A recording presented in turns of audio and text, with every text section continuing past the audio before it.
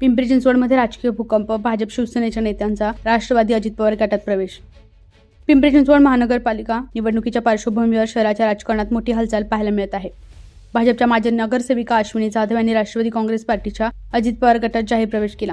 तसेच शिवसेना उद्धव ठाकरे गटाच्या रुपाली आलाट यांनी हातावर घड्याळ बांधत राष्ट्रवादीत प्रवेश केला।